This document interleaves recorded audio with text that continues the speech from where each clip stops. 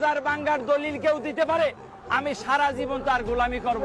মাজার ভেঙ্গে কোনোদিন ইসলাম কায়েম করা যাবে না, মাজার ভেঙ্গে কোনোদিন ইসলাম প্রতিষ্ঠা করা যাবে না। এই বাংলাদেশ অলি আল্লাহর দেশ, এই বাংলাদেশ শাহজালালের দেশ, এই বাংলাদেশ শাহপরানের দেশ। এই বাংলাদেশে কোনো ইসলাম কোনো ওহাবি আনে নাই, কোনো খারিজি আনে নাই, কোনো মৌলবাদী আনে নাই, কোনো মসজিদের ইমাম সাহেব আনে নাই, মুয়াজ্জিম আনে নাই, হাফেজ আনে নাই, কারি আনে নাই। আপনারা জানেন ৮০ থেকে ৮৫টা মাজার বাংলাদেশে ভাঙচুর হয়েছে।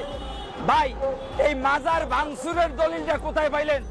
আমি এই ঢাকা প্রেস ক্লাব থেকে আমি বলে দিলাম, যদি মাজার ভাঙ্গার দলিল কেউ দিতে পারে, আমি সারা জীবন তার গোলামি করব। এই মাজারগুলা আরে মেয়া, ব্যক্তিগতভাবে যদি কেউ গাঁজা খায়, কেউ যদি শিরক করে, সেটা আইনগত ব্যবস্থা আছে, আইনের মানুষ বিচার করবে। হ্যাঁ, মাজার ভেঙ্গে কোনোদিন ইসলাম কায়েম করা যাবে না, মাজার ভেঙ্গে কোনোদিন ইসলাম প্রতিষ্ঠা করা যাবে না।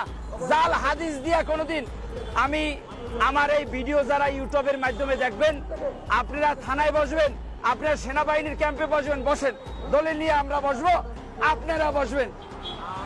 যারা মাজার ভাঙচুর করছেন, আপনাদের ভিতরে যদি ভুল ত্রুটি থাকে আমাদের নিয়ে বসেন, যদি আমাদের ভুল থাকে আমরা আমাদের কাছ থেকে আমরা এগুলো শুধরেই যাব। আল্লাহর রাস্তায় আপনাদের বলবো, সুফিবাদের উপরে, অলি আল্লাহর উপরে আর কোনো আক্রমণ করেন না, হামলা করেন না।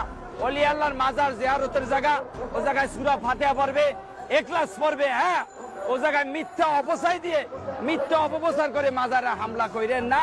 জাল হাদিস দিয়ে কোনোদিন মাজার ভাঙ্গা যাবে না।